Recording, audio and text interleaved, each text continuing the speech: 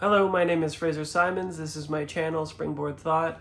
Today I'm doing week 2 of the House of Leaves readathon. I'm at page 264 or 68, one of those. I finished chapter 10, whatever that is. And so I've read a little bit past, I suppose, the weekly goal of 100 pages, but chapter 10 is very sparse. I'll go into that. There's a lot of use of negative space.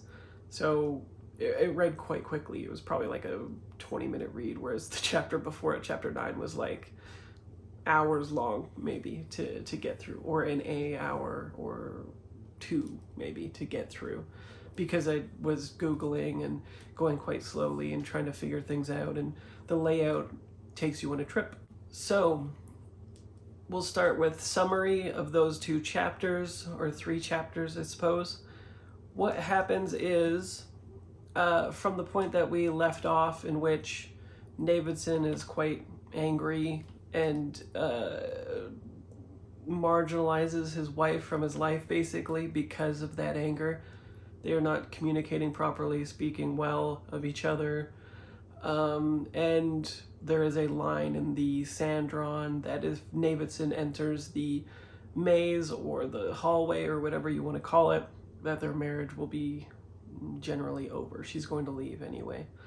And so Davidson has put together a team, Holloway, Jed, and someone else, who are going to pioneer the way into this space.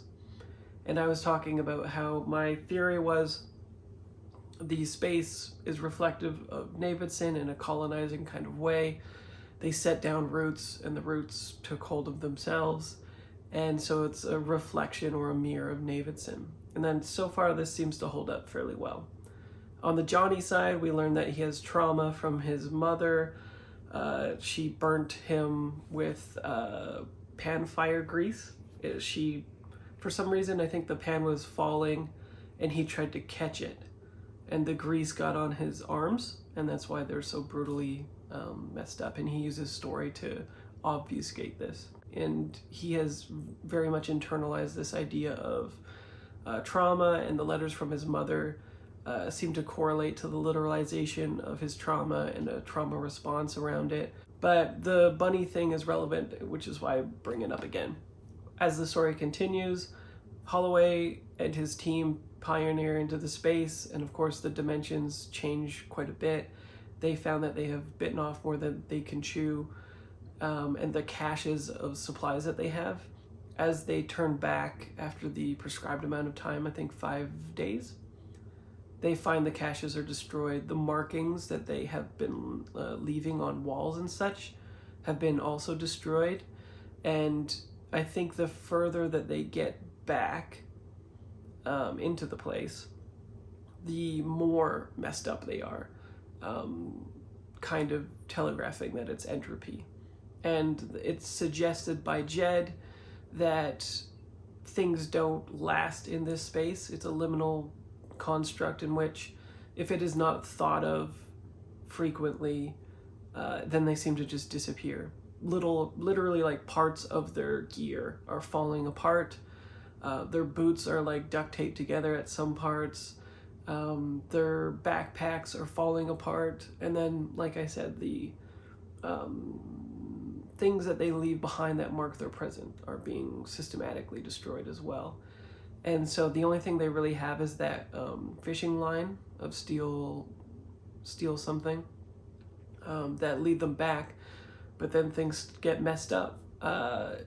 For one, they defer on what they should do when the growl is heard, and I'll draw attention to the fact that there's a footnote saying that the growl reflects the Egyptian maze's explanation of when the doors are closed. So it's suggested anyway that the growl could be the maze closing certain avenues, or being the sound of closure, or the jiggering of the maze itself. But Holloway is dead set on it being a physical presence. We saw that he has brought guns to a place that ostensibly you wouldn't need guns. It's a very American and colonizing mindset. And we also see that his soldier mindset is further codified because Jed and, I can't remember that other guy, Rem, or starts with an R or something, they want to turn back, obviously, and they're even more shaken up because their caches are being destroyed, right? Like, they need to go get and see what other remnants of the caches are available, or they simply won't have the supplies to make it back. And Holloway disagrees. He goes gung-ho into the darkness to try to fight this grizzly. They leave him, try to return home, and the guy who I can't remember is shot in the armpit by Holloway, and Holloway believed that he was the growl. So to Holloway's perspective, the growl was coming from those guys, in probably any shape whatsoever, manifested as a threat to him in his mindset. And so he almost killed one of his own companions, but then he further spirals. He ends up thinking that if he were to go back now, people will put him on trial, they'd lock him up, they'd put him away. And Jed explains that if he doesn't help him, then for sure he'll be put away, because he literally didn't help the person when he was dying, and therefore is responsible for his death, as opposed to a hunting accident or whatever. But Holloway's sort of lizard response to all of this is to further insulate himself, and he leaves. There is a kind of strange remark by Zappano at this part where he says that he references it like a honorable politician decision that he leaves the group. And so I think this is just a flippant remark in which Zampano is saying that, like, politicians and leaders often obfuscate their responsibilities to other people. And I don't think it's an endorsement. In the footnotes, Johnny kind of is flippant about it and says, like, this makes no sense. And Johnny seems to be spiraling in the footnotes further and further as we go.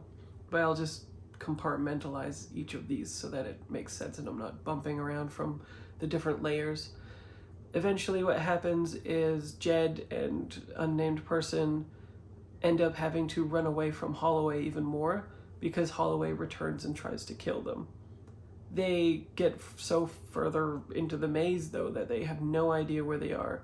They've kind of bunkered themselves in, and more or less are just looking to get a position in which, if Holloway was to return, they might be able to attack him or something like that.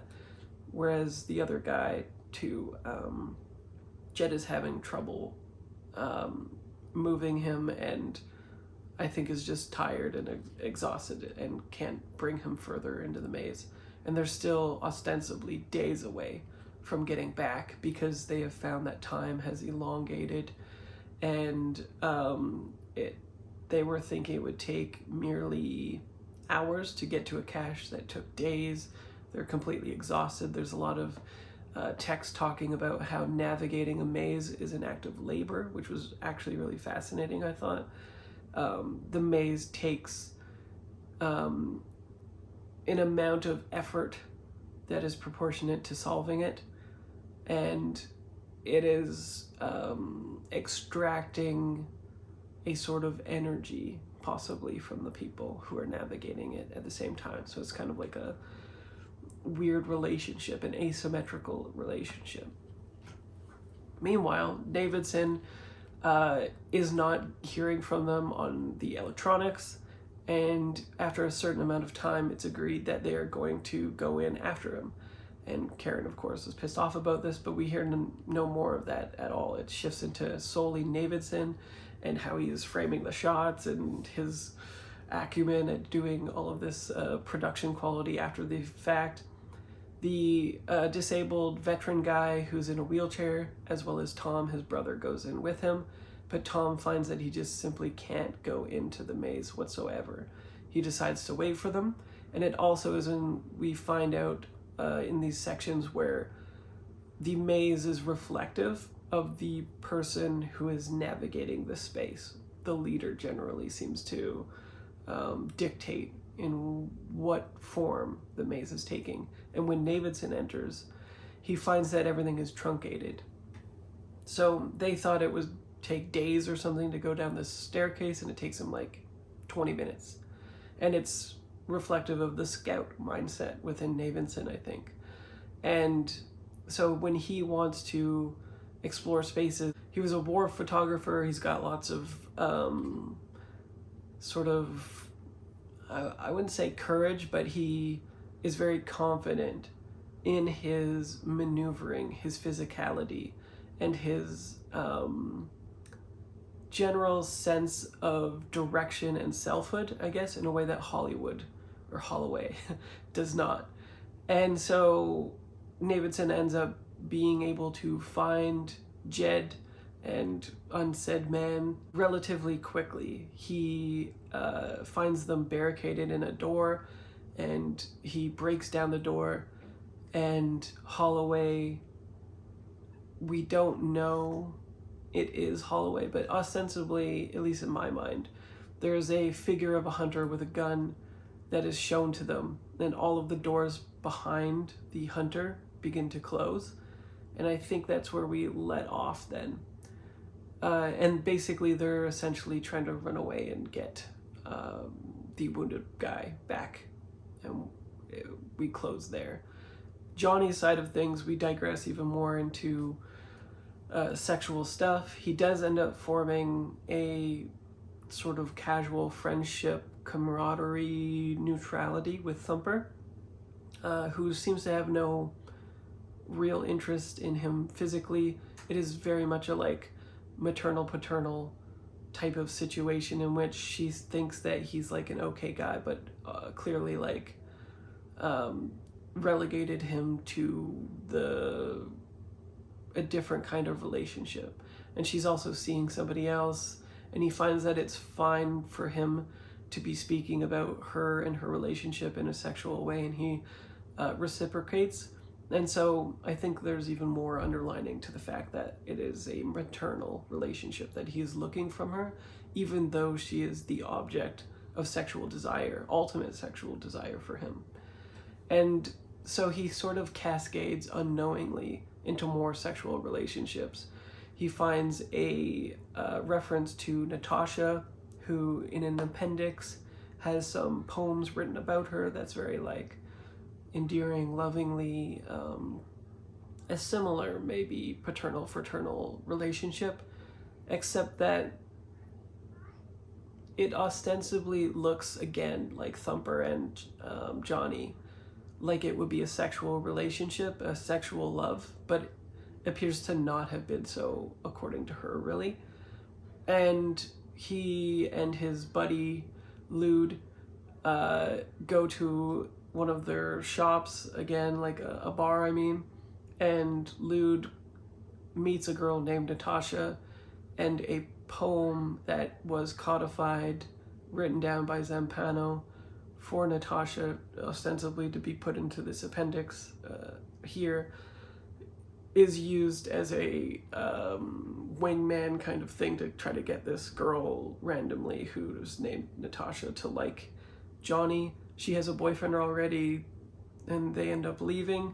But as he randomly hooks up with some person, Natasha, the one who rejected him because of her having a boyfriend, drives by, stops, and sees him and says that I guess her love was quite fleeting, or something like that, something flippant, which chastises him and bugs him for like a very long time, and kind of puts the brakes on his hookup a little bit. But again, the Volkswagen Rabbit appears, right? So when there's mentions of rabbits, it seems to draw connections to his mother, and that sort of facade that is this story of his obfuscating completely the trauma that he has with his mother begins to sort of break down, and he has to cascade further into this sort of demented resistance.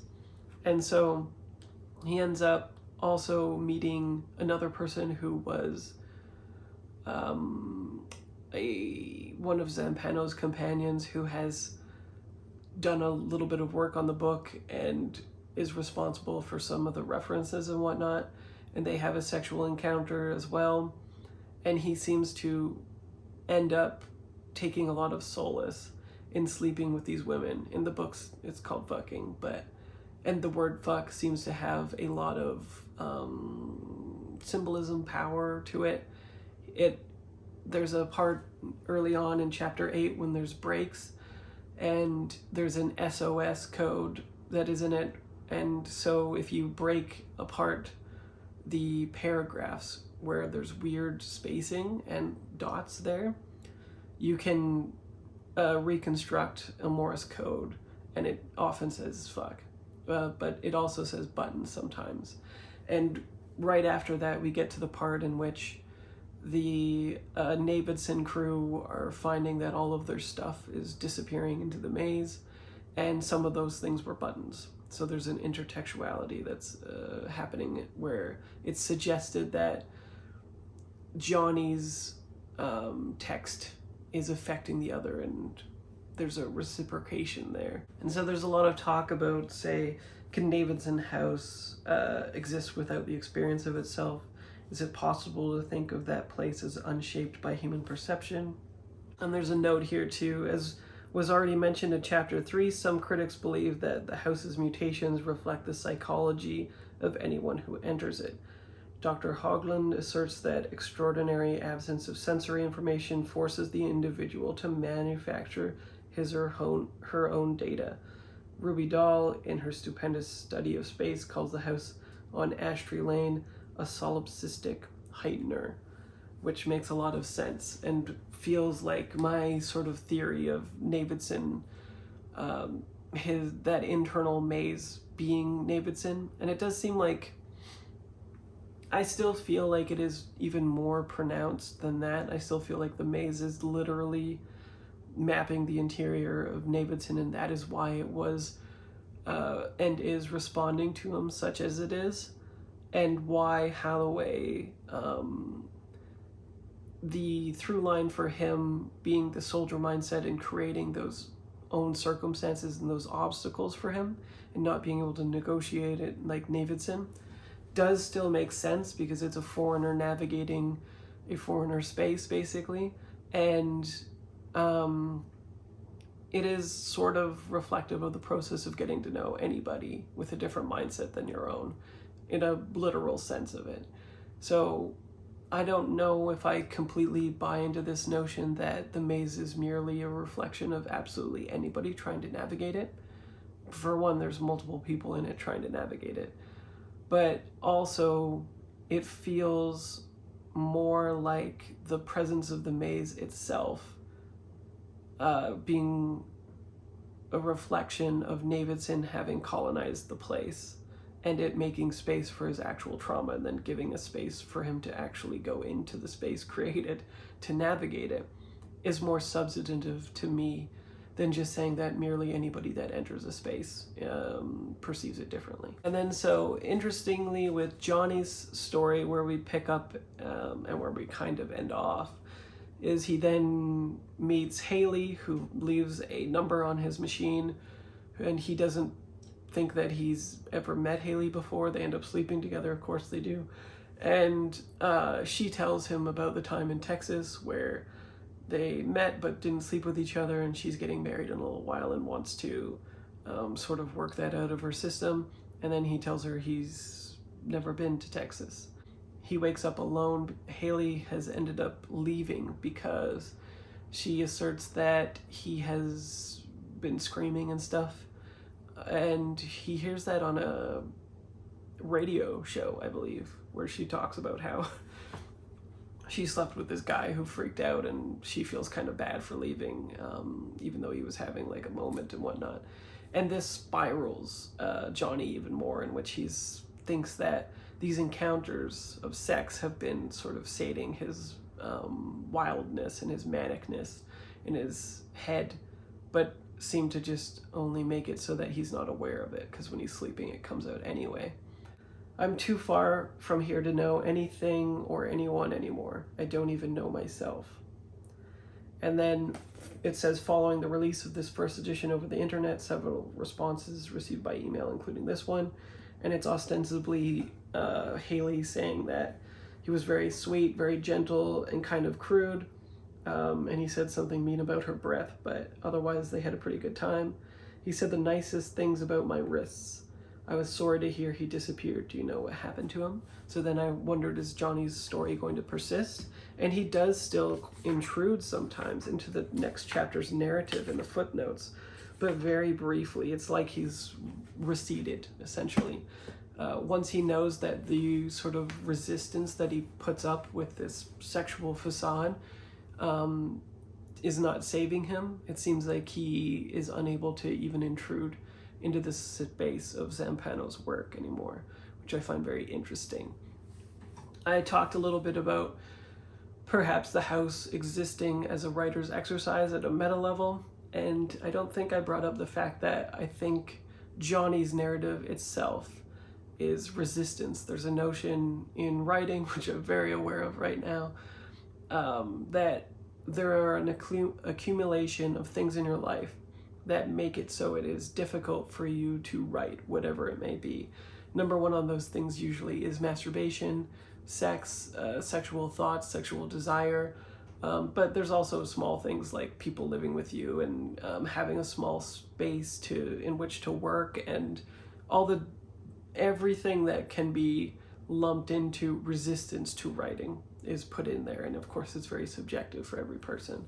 And so I find it very interesting that the text for Zampano has its own sort of resistance force, and that force is Johnny. And it's always a sexual thing, right? And it's always like sort of infantile, it's always obfuscation, it's always trying to interject when points of trauma may come up, and it's always trying to sort of like change the narrative into something else. It's trying to make you think about something else than what you were, and ostensibly it shouldn't be doing that because it's a footnote. It's supposed to expound on the actual text, and so Zampano's ones are always doing that. It's trying to elucidate the text, whereas Johnny is literal resistance to the text. So I think there's maybe some water for this being a meta contextualization in which it all could be a metaphor for writing a story, writing a character, something like that, or the act of writing itself as a literalization within a story. And then it also, in chapter 9, goes into a lot of interesting space with architecture, where it, on one side, has a footnote that runs for like, 10 or 20 pages, in which it talks about architecture and how the things listed are not like the house. And it basically goes on to list as much architectural stuff and touchstones for architecture that it can possibly think of, basically. And so here we see an active negative space that's reflective in the text itself, because the text gets very obtuse and feels like it has different architecture literally. It's trying to get you in the space of the maze, thinking of your own mind being colonized possibly by the text, and also trying to have a subjective experience in choosing whether you're going down this footnotes. There's a block of text that's blocked out by like a blue square, and you can read that as a footnote that basically is just a whole bunch of negative space as well. All the equipment that they bring is not like X number of things, which is another active negative space, telling you essentially that this space in the house and what they have with them is nothing like you can imagine or picture, which feels kind of interesting because in your mind's eye you are always constantly trying to picture these things, and your defaultism is always populating those things, whether you know it or not. Your familiarity with architecture, like if somebody's talking about crown moldings, or if they're talking about a specific kind of color that you may or may not be familiar with, your mind is still going to deviate to the closest, safest, most default position of that, and then try to pronounce it in your mind. But then the text is acting as resistance to that, saying it's nothing like that. So I found it very interesting. It also is kind of like a masterclass in managing cognitive load for the reader, I think. You can read as much or as little into the text as you want. You can interact with all of the footnotes as you go along. You can consume it however you want. You could skip it all, consume the appendix, and then go back to the text to use the context and apply it to the text like that. You can do whatever you want. And so what I ended up doing was compartmentalizing every section of the text. I ended up picking a footnote and then reading it across all of the pages, picking the blue box, reading it across all of the pages, and then I think the third footnote is like a vertical line that similarly goes across and down all of the pages there. And so I read that one, and then I read all of the text with that context.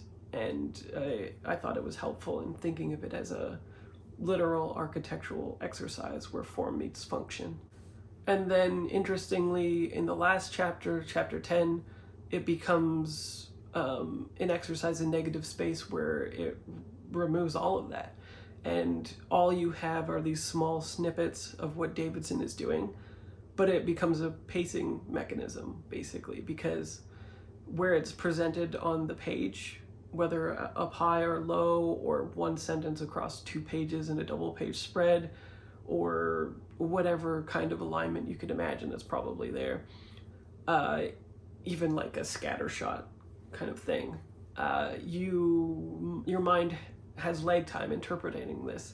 And so when you're consuming it, and it's a very like tense scene, as I explained, with like Holloway is hunting them, they're trying to get away, Holloway's not acting rationally whatsoever, and we know that they are ostensibly at least navigating this space in a way that reflects their own mentality. So the more freaked out and like disturbed they become, the space becomes that as well. And so it ends up becoming even more tense when you are hunting and pecking around for words to construct the sentence, or it becomes really revelatory when you read a double page spread with a very meaningful sentence. The last one, finally, hammering shut, leaving the room, you have to turn the page, saturated in silence. It becomes like a much more affecting sentence. And again, a form meets function conversation that I think is really fantastic. There's also an interesting bit here I wanted to single out. Penelope Reed Dube avoids the tangled discussion of purpose by cleverly drawing a distinction between those who walk within a labyrinth and those who stand outside of it. Maze treaders, whose vision ahead is behind is severely constricted and fragmented, suffer confusion, whereas maze viewers, who see the pattern whole from above or in a diagram, are dazzled by its complex artistry. What you see depends on where you stand, and thus at one and the same time labyrinths are single, there is one physical structure, and double. They simultaneously incorporate order and disorder, clarity and confusion, unity and multiplicity, artistry and chaos. They may be perceived as a path, a linear but circuitous passage to a goal, or as a pattern, a complete symmetrical design. Our perception of labyrinths is thus intrinsically unstable. Change your perspective, and the labyrinth seems to change.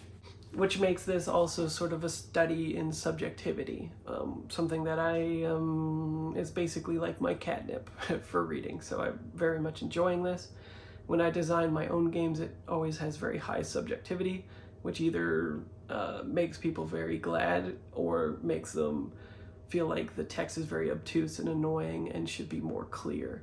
So at a meta level, I'm getting a lot out of it just from the articulation of subjectivity in a labyrinth conceptualization, because it sort of makes me feel like it's reflective of my own work and the way that I interact with consumers interacting with my work. So yeah, I'm very much enjoying it. I could probably go into a little bit more digressions, but the main things that I want to take away from this is that my reading of it seems to still hold up.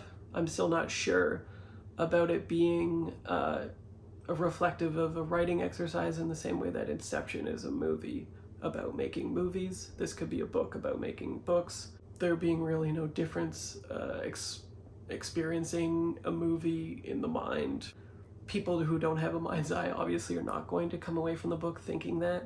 I wonder very much actually what the experience of reading this book is. So if you're aphantasic, I wonder what the movie aspects are. Like maybe it's just a meta component to it that seem very interesting but not particularly engaging.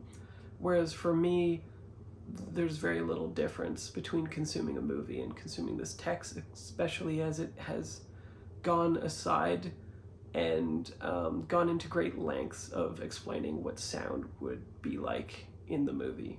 So I'll wrap it up here. If you've been reading House of Leaves, I'd love to know what you thought up to this point. I don't want to know spoilers, of course. And otherwise, engage with me as you would like. I'm around.